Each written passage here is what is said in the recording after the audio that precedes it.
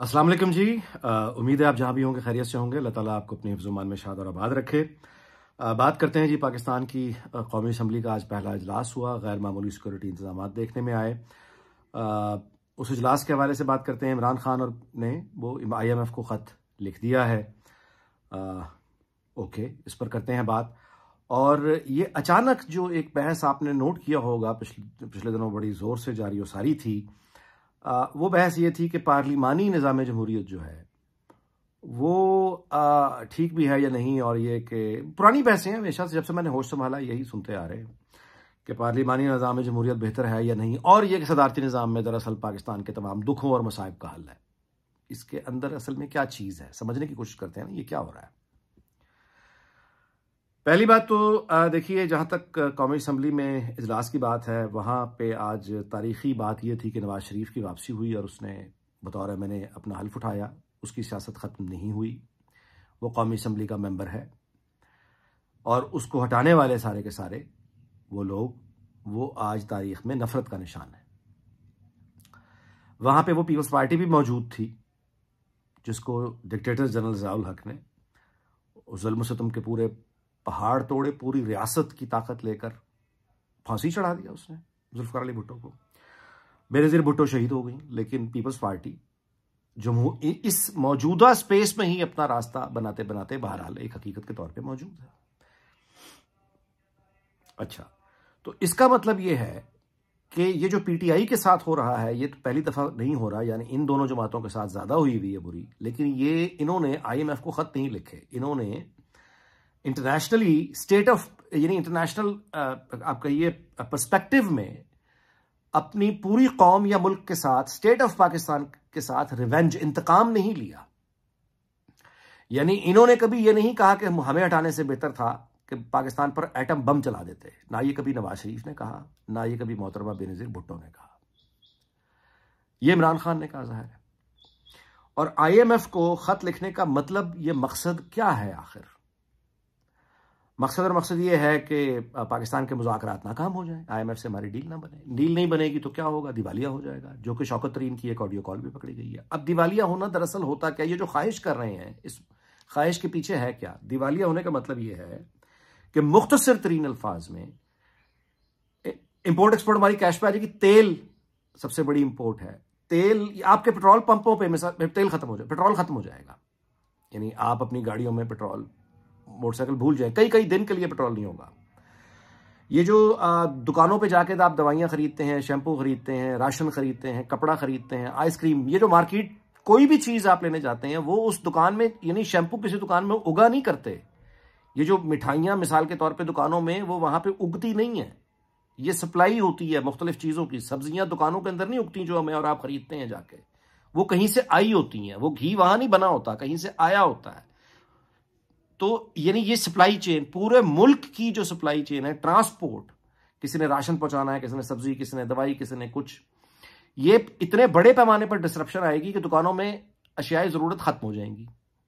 अस्पतालों का क्या बनेगा? स्कूल, सरकारी दफातर, सब कुछ, थाने, हत्ता के फसाद अगर फूट पड़े तो जो पुलिस की गाड़ियां, लॉ एनफोर्सेस की गाड़ियां, वहां भी तेल नहीं होगा। तो फिर ये इंतशार और फसाद, इतनी बड़ी आबादी जिसके पास इतनी तादाद में असला हो, आप सोचिए। अच्छा, ये जो बिजली है, ये 4 घंटों के लिए, 5 घंटों के लिए अब जाती है, ये 2 घंटे या 1 घंटे के लिए बस आया करेगी। डिफॉल्ट होने का मतलब ये होता है। अब बिजली आपके अस्पतालों में नहीं, सरकारी दफ्तरों में नहीं, प्राइवेट सेक्टर में नहीं, स्कूलों में नहीं, कहीं नहीं। पेट्रोल मिल नहीं रहा आपके घर में, आपके पास पैसे आप अफोर्ड करते हैं, बैंकों में लिमिट लग जाएगी कि आप 20,000, मिसाल के तौर पे 20,000 से ज्यादा नहीं निकाल सकते। ATMs के बाहर 6-6 घंटे की लाइन्स होंगी। इतनी बड़ी आबादी, इस तादाद में असला। अब आप मुझे बताएं, किसी के घर में कोई प्रॉब्लम है, खाना खाना है मिसाल के तौर पे, चीजें नहीं मिल रही उसे, या दुकानदार दे नहीं रहा, तो क्या होगा? फसाद होगा जगह जगह। ये जो ट्रक आ रहे हैं खाने के, सब्जियों के, इसकी लूटमार शुरू हो जाएगी। ये जो ट्रक सामान लेके आ रहे हैं, रास्तों में इनकी लूटमार शुरू हो जाएगी। पुलिस के पास आने के लिए फिर पेट्रोल है। ये मतलब एक फसाद, इंतशार, और उसके अंदर यानी खाना जंगी का मुकम्मल खतरा कि खाना जंगी शुरू हो जाए।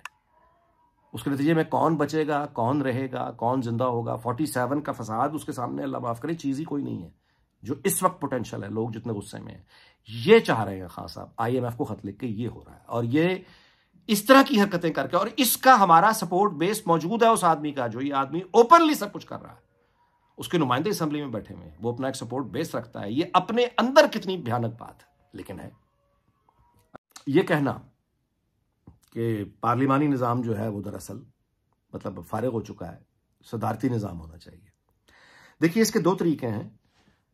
एक तो यह कि ये पार्लिमानी जमहूरी निज़ाम है, तो इसका जो आप मुकाबला करेंगे, इसका जो मवाजना होगा, तकाबुल है, वो है सदारती जमहूरी निज़ाम से, जैसा अमेरिका में है या फ्रांस में है। अच्छा, पाकिस्तान में जब यह बहस आती है तो उसका पस मंजर बिल्कुल मुख्तलिफ होता है। हमारे यहां जब यह कहा जाता है कि पार्लिमानी निज़ाम हुकूमत नाकाम हो गया, हमें सदारती निज़ाम चाहिए, तो उसका मतलब यह नहीं होता कि आइन में तब्दीली करके या कोई नई दस्तूर साज असम्बली बनाकर या किसी रेफरेंडम के जरिए लोगों से उनकी राय ली जाएगी। जब लोग अपनी राय दे देंगे तो उसके बाद फिर यहां सदारती निज़ाम के लिए इलेक्शन का यह तरीक़ाकार होगा, इस तरह से लड़ा जाएगा, और उसके बाद फलां जमहूरी आदमी या जिसको लोग मुंतखब करेंगे सदर बन के आ जाएगा। इनका जब यहां पे ये बहस की जाती है तो उसका मतलब ये नहीं होता।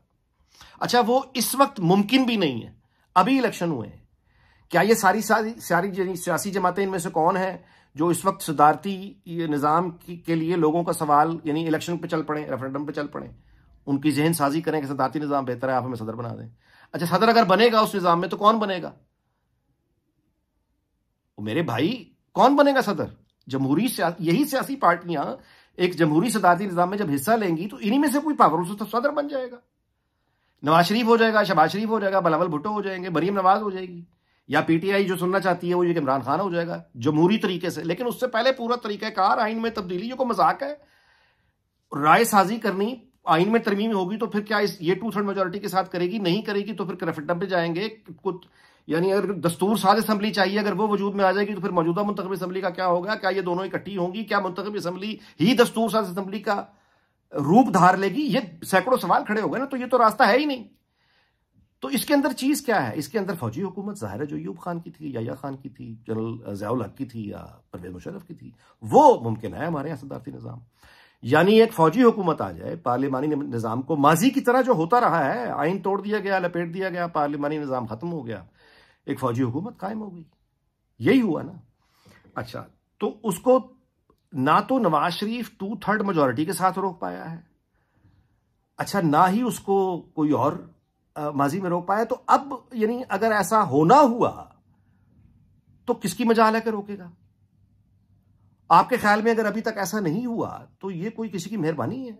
मतलब अगर कोई इंटरनेशनल कम्युनिटी का कोई प्रेशर होगा तो होगा। यहां पे किसको वजारत उज़्मा लेने को कोई सियासी जमात तैयार ही नहीं थी। सब जानते हैं आगे कितनी महंगाई की लहरें आनी है। इस वक्त अगर यानी इस तरह का कोई तजुर्बा हो गया तो उसमें तो सारी की सारी सियासी जमातें बड़े, वो तो तालियां बजाएंगी, दिल में मुस्कुराएंगी, उनकी जान छूट जाएगी, वो लोगों के सामने जाके सारे एक हो जाएंगे, कोई कहेंगे बिल्कुल ठीक है, आप देखिए ये जो महंगाई हो रही है ये क्यों हो रही है, वो तो मासूम होकर साइड पर खड़े हो जाएंगे। इस वक्त तो प्रॉब्लम ही यही है कि जिम्मेदारियां उठाने पर तैयार कोई नहीं है, सब जानते हैं क्या होने वाला है। सो मैं नहीं समझता। अच्छा, दूसरा ये है कि ये इससे आगे चलें कि ये जो कालमों में लिखा जा रहा है, एक अजीब नुक्ता नजर बयान हो रहा है कि नवाज शरीफ को ये चाहिए। पहले डराया जाता है कि देखिए पार्लियामेंट निज़ाम जो है, निज़ाम ये सब खतरे में है और एक सदारती निज़ाम आने वाला है, या ये कोई नई फौजी हुकूमत आने वाली है, आप सियासतदान बाज आ जाएं, वरना ये एक बड़ा एक पॉपुलर आजकल नैरेटिव चल रहा है, ये कालमों में आ रहा है, टीवी पे गुफ्तगू हो रही है। मेरी समझ से बाहर है कि सियासतदान क्या करें। मतलब मेरा महदूद इल्म है तो मैं एक अदना तालिब इल्म हूं, मेरी समझ से बाहर है सियासतदान और क्या करें। यानी जो रिजल्ट्स, जो नताइज आ गए हैं, वो उन नताइज के अंदर रहते हुए अपना कोएग्जिस्टेंस का रास्ता हर रोज एक कदम आगे बढ़ रहे हैं, हर रोज एक कदम आगे बढ़ रहे हैं। रातों रात आपने देखा पीपल्स पार्टी और नून लीग का एक वादा हो गया। तो मेरी गुजारिश यह है कि ये रास्ता निकालेंगे, लेकिन इससे ज्यादा जो तवक्कुआत इनसे की जा रही हैं वो क्या की जा रही हैं, वो बड़ी दिलचस्प है।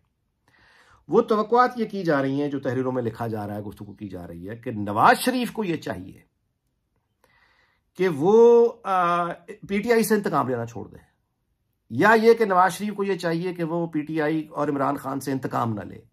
मतलब है ये नाकाबिले फहम बातें हैं। इमरान खान के साथ जो कुछ हो रहा है क्या वो नवाज शरीफ कर रहा है? ये इलेक्शन नवाज शरीफ ने करवाए हैं। ये इससे पहले जो पीटीआई के खिलाफ एक्शन हो रहा है वो नवाज शरीफ की हुकूमत थी। नवाज शरीफ क्या करे?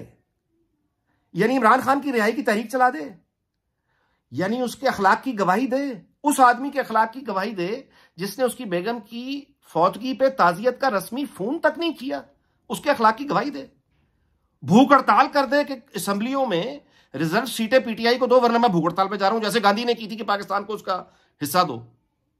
यानी ये क्या ये नवाज शरीफ से तवक्को है कि वो भूख हड़ताल पे चला जाए कि पीटीआई को रिजर्व, बल्कि वो ये भूख हड़ताल में जाए कि जो 2018 में आपने फेवर्स इमरान खान को दी थी दोबारा से वही दें।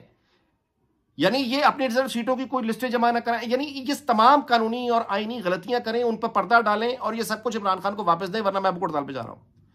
और ये किसी ना किसी तरह से नवाज शरीफ वापस इमरान खान को इक़्तिदार में लेकर आ जाए और वापस लाके उसके सामने हाथ जोड़ के उसके हाथ चूमे और कहे कि ले मेरे मालिक, ये मेरी पार्टी भी रख, हुकूमत भी रख और हमें वापस जेल में डाल। यानी नवाज शरीफ ये कहे कि अब सारे सियासतदानों को तुम जेल में डाल दो ताकि तुम्हारे बच्चे खुश हो जाएं, तालियां बजाएंगी, तुम लोग सारे खुश हो जाओगे। अच्छा, फिर नवाज बिल फर्ज इमरान खान आ भी गया तो महमूद खान और बुजदार चाहिए। यानी ये वो अजीब शऊर है जो हुकूमत करनी आती नहीं, गवर्नेंस इनके पास है नहीं, 2018 में सारी सपोर्ट इनको मिल गई, ये फिर नाकाम हो गए, फेलियर हो गए, गवर्नेंस इनके पास है ही नहीं सिरे से, खारजा ताल्लुकात का रहे सही भी बर्बाद कर दिया, खुद काम करना नहीं आता, दूसरा है तो पूरे मुल्क को आग लगा दो, फसाद की तरीके चला दो, अपीलें करो। लेकिन कसूर बहरहाल नवाज शरीफ का है। नवाज शरीफ को यह चाहिए कि वो इसकी तहरीक चला दे, उसको यह चाहिए कि उसके बस में क्या है वो क्या करे। 9 मई नवाज शरीफ के खिलाफ हुआ था, लड़ाई किसके साथ है पीटीआई की कौन नहीं जानता, मुतालबे सारे नवाज शरीफ को। असल में ये नवाज शरीफ को सामने रख के उसका सिर्फ नाम इस्तेमाल करते हैं, फरियादें ये दरअसल पीछे कर रहे होते हैं। तो ये है इनका मामला। बाकी जहां तक रही बात पार्लिमानी निज़ाम लपेट कर कोई और निज़ाम लाने की या फौजी हुकूमत का एक नया तजुर्बा करने की, बेशक वो मेरा नहीं ख्याल कि अगर ऐसा होने का कुछ आसा, वरना केयर टेकर्स का अरसा बढ़ जाता। सो उनका ऐसा मूड नहीं है। लेकिन अगर ऐसा होना हुआ भाई मेरे, फिर सियासतदान कुछ भी कर ले,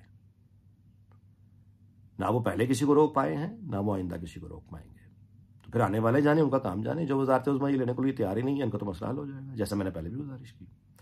अल्लाह ताला बहरहाल हम दुआ यही करेंगे कि अल्लाह ताला खैर रखे, अल्लाह ताला पाकिस्तान को, उसके हमसायों को, तमाम दुनिया को अपनी हिफ्ज़-ओ-मान में रखे। इस दुआ के साथ आपसे इजाज़त चाहता हूँ। अगले व्लॉग में मुलाकात होगी। अपना बहुत ख्याल रखिएगा। अल्लाह हाफ़िज़।